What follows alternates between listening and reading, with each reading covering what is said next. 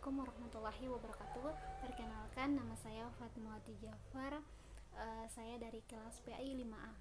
Di sini saya akan memaparkan uh, mengenai tentang proposal saya. Uh,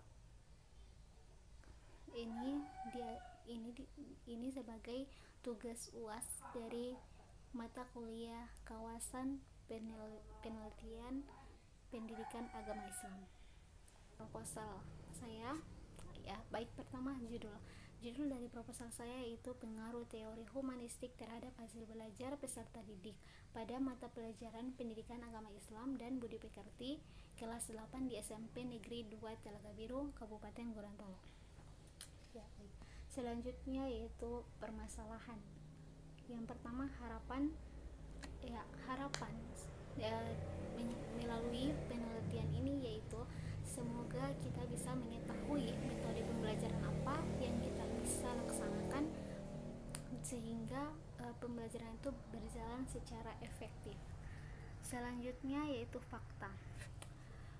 Ketika saya turun lapangan waktu bulan kemarin, ternyata guru PAI dari sekolah ini tidak mengetahui mengenai teori humanistik ini, tetapi pada saat sudah jelaskan metode atau apa saja yang termasuk dalam teori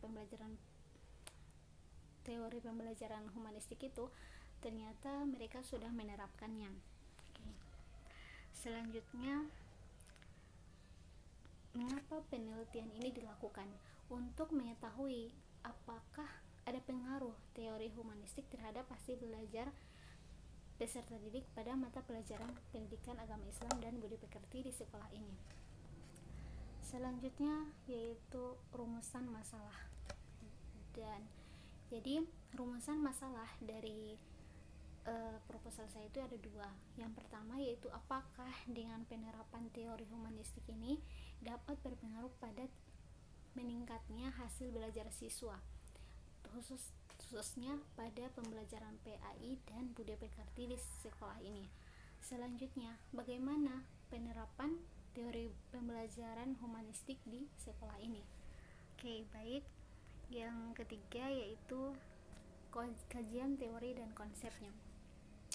Yang sebagaimana kita ketahui, teori humanistik itu identik dengan memanusiakan manusia. Jadi dalam pembelajaran ini siswa diharapkan dapat mandiri dalam belajar. Dalam pembelajaran ini bersifat aktif, reflektif, dan konseptualisasi. Selanjutnya, aplikasi teori humanistik dalam pembelajaran PAI dan budi pekerti. Dalam penerapannya pada pembelajaran itu, guru itu sebagai fasilitator. Jadi guru hanya sebagai fasilitator atau yang memfasilitasi siswa dalam belajar. Terus yang menjalankan pembelajaran itu siswa belajar mandiri dalam meningkatkan kemampuannya. Selanjutnya, hakikat hasil belajar. Hasil belajar adalah kemampuan yang didapatkan setelah kita mengikuti beberapa pembelajaran atau pada saat guru memberikan pengetahuan, apakah kita mampu atau memahami atau bisa menerapkannya dalam kehidupan sehari-hari. Jadi siswa yang berhasil dalam belajar adalah yang mencapai tujuan pembelajaran itu. Selanjutnya, hakikat peserta didik. Peserta didik adalah makhluk individu yang mempunyai kepribadian yang khas dan berbeda-beda. Pertumbuhan dan perkembangannya sangat berbeda-beda. Itu tergantung lingkungannya, baik di sekolah, keluarga maupun masyarakat. Selanjutnya yaitu kajian yang relevan. Di sini saya mengambil 3 kajian yang relevan. Pertama itu penelitian yang dilakukan oleh Adriansyah Qadir, mahasiswa Universitas Islam Negeri Maulana Ibrahim, Malang tahun 2015, dengan judul Pendekatan Humanistik dalam Pembelajaran Pendidikan Agama Islam di SMA 1 Kota Probolinggo. Yang kedua, penelitian yang dilakukan oleh Amalia Tsusnas Saada, mahasiswa Universitas Negeri Sunan Kalijaga, Yogyakarta tahun 2017, dengan judul Implementasi Teori Belajar Humanistik dalam Pembelajaran Pendidikan Agama Islam dan Implikasinya Terhadap Akhlak Siswa di SMA Negeri 5 Yogyakarta. Yang ketiga, penelitian dilakukan oleh Izzatul Aini, mahasiswa Universitas Islam Negeri Sunan Ampel Surabaya tahun 2019, dengan judul Pengaruh Sikap Humanistik Guru PAI Terhadap Pembentukan Kecerdasan Emosional Siswa di MTS Negeri 1 Sidoarjo. Mengapa saya mengambil ini relevan dengan penjudul saya, yaitu mereka membahas tentang humanistik, tentang teori humanistik. Selanjutnya, kerangka berpikir. Di sini teori humanistik adalah bersumber dari asumsi ajaran humanisme. Model pembelajaran menurut teori ini merupakan model belajar yang dikemas dalam pendidikan kemanusiaan daripada pendidikan tentang khusus untuk profesi tertentu. Jadi apa kerangka berpikir sini?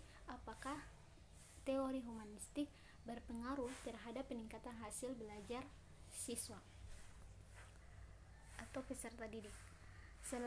Selanjutnya, jenis penelitian yang digunakan.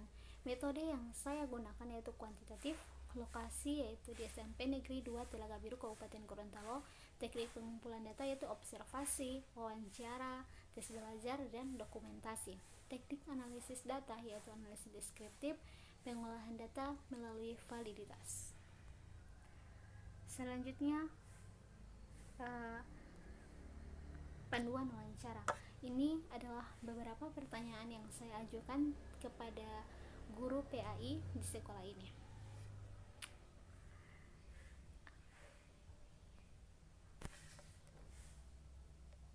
Jadi simpulan dari beberapa pertanyaan itu yang saya ajukan, mereka menerapkan teori ini dan memiliki hasil. Maksudnya siswa mendapatkan ilmu dan juga bisa menerapkannya sehingga teori ini dianggap berhasil ketika diterapkan dan sangat berpengaruh terhadap kemandirian siswa. Jadi siswa bisa mencari materi atau diskusi dengan teman-teman di kelas gitu. Oke, selanjutnya outline skripsi. Outline skripsi ini ada 5 bab, yaitu yang bab 1 tentang latar belakang, identifikasi masalah, batasan masalah, rumusan masalah, serta tujuan dan kegunaan penelitian. Selanjutnya, kajian yang bab 2 itu tentang teori-teori yang saya bahas itu, serta kerangka berpikir. Selanjutnya, bab 3 itu metode penelitian, yang pasti jenis penelitian, tempat dan waktu, teknik pengumpulan data, dan teknik analisis data. Bab 4 hasil penelitian, dan terakhir bab 5 mengenai penutup. Oke. Selanjutnya, daftar pustaka. Saya di sini menggunakan 10 daftar pustaka, di mana ada yang buku dan juga jurnal nasional. Terima kasih, mungkin hanya itu yang bisa saya paparkan. Lebih dan kurangnya mohon maaf. Wabillahi taufiq wal hidayah.